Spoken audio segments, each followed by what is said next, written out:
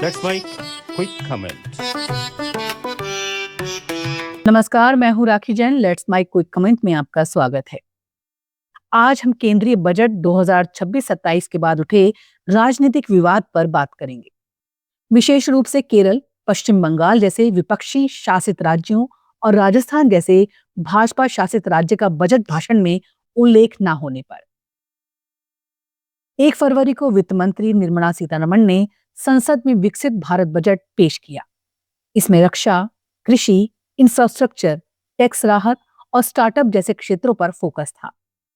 लेकिन भाषण में कई राज्यों का नाम ना आने के बावजूद केरल, राजस्थान और पश्चिम बंगाल का कोई विशेष उल्लेख नहीं हुआ। इससे विपक्षी नेताओं में रोष है। वो इसे केंद्र की सौतेली मां जैसी नीति बता रहे हैं, जहां भाजपा शासित या चुनाव वाले राज्यों को प्राथमिकता दी जाती है, जबकि अन्य राज्यों को नजरअंदाज किया जाता है। राजस्थान में भाजपा की सरकार है, लेकिन पूर्व मुख्यमंत्री अशोक गहलोत ने इसे सौतेलेपन का उदाहरण बताया। पश्चिम बंगाल की मुख्यमंत्री ममता बनर्जी ने सबसे तेज प्रतिक्रिया दी। उन्होंने बजट को दिशाहीन, विजनलेस, एक्शनलेस और एंटी पीपल बताया। कहा कि 85 मिनट के भाषण में बंगाल का नाम तक नहीं लिया गया। जल जीवन मिशन के पुराने वादे पूरे नहीं हुए, फंड रोका गया। ममता ने आरोप लगाया कि 2021 चुनाव हारने के बाद भाजपा ने बंगाल को सजा देनी शुरू की। टीएमसी नेता अभिषेक बनर्जी ने कहा कि बजट स्टेप मदरली है और भाजपा लोगों को सबक सिखाना चाहती है।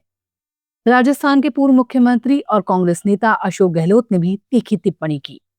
उन्होंने कहा कि देश का सबसे बड़ा राज्य राजस्थान होने के बावजूद बजट भाषण में इसका कोई जिक्र नहीं।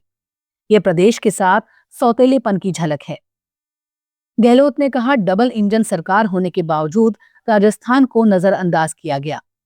कांग्रेस का कहना है कि केंद्र राज्यों को वित्तीय रूप से कमजोर कर रहा है और यह संघवाद पर हमला है। केरल से भी गुस्सा है। मुख्यमंत्री पिनराई विजयन ने बजट को कॉर्पोरेट्स को फायदा पहुंचाने और आम आदमी को गरीबी में धकेलने की साजिश बताया। कांग्रेस सांसद शशि थरूर ने कहा, केरल का नाम तक नहीं आया। Ship repair, AIIMS, high speed rail और विंझिजम पोर्ट जैसे मुद्दों पर कोई बात नहीं। थरूर ने इसे शॉकिंग बताया, क्योंकि चुनाव नजदीक हैं। केरल में लेफ्ट और यूपीए दोनों ने बजट को राज्य विरोधी कहा। विपक्ष का मुख्य आरोप है कि बजट में क्षेत्रीय असंतुलन है। कई राज्यों ने नीति आयोग बैठक का बहिष्कार किया था और अब यह विवाद उससे जुड़ गया। कांग्रेस नेता राहुल गांधी ने बजट को भारत की असली समस्याओं से अंधा बताया। बेरोजगारी, किसान संकट और गिरती मैन्युफैक्चरिंग पर कोई ठोस कदम नहीं। मल्लिकार्जुन खड़गे ने कहा कि बजट विजनलेस है और राज्यों की मांगों को अनदेखा करता है। दूसरी तरफ सरकार का बचाव है। वित्त मंत्री ने प्रेस कॉन्फ्रेंस में कहा, बजट चुनाव वाले और गैर चुनाव वाले राज्यों दोनों पर फोकस करता है। कई राज्यों के लिए इंफ्रास्ट्रक्चर, कृषि और रोजगार के प्रावधान हैं। भाजपा का कहना है कि विपक्ष राजनीति कर रहा है। बजट राष्ट्रीय है, हर राज्य का नाम लेना जरूरी नहीं। केंद्र ने राजस्व बढ़ाने, टैक्स राहत और विकास पर जोर दिया, जो सभी राज्यों को फायदा पहुंचाएगा। ये विवाद सिर्फ नाम ना आने का नहीं, ये संघवाद, वित्तीय संघर्ष और राजनीतिक ध्रुवीकरण का बड़ा उदाहरण है। विपक्षी राज्य केंद्र से ज्यादा फंड और विशेष पैकेज की मांग करते रहे हैं, लेकिन बजट में उनकी प्राथमिकताएं नहीं दिखी। इससे राज्यों में असंतोष बढ़ सकता है और 2026 के विधानसभा चुनावों में ये मुद्दा गूंज सकता है।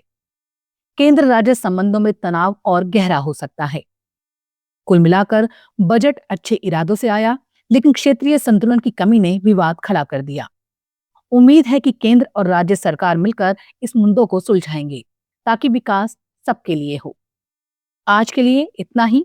ये मुद्दा हमें याद दिलाता है कि संघीय ढांचे में संतुलन कितना जरूरी है। आप क्या सोचते हैं, हमें जरूर बताएं। धन्यवाद। अगली बार फिर मिलेंगे एक नए विषय के साथ। तब तक देखते रहिए, सुनते रहिए लेट्स माइक। नमस्कार। आप सुन रहे थे let's mic, more than radio. Follow कीजिए हमें हमारे सोशल मीडिया प्लेटफॉर्म्स पर।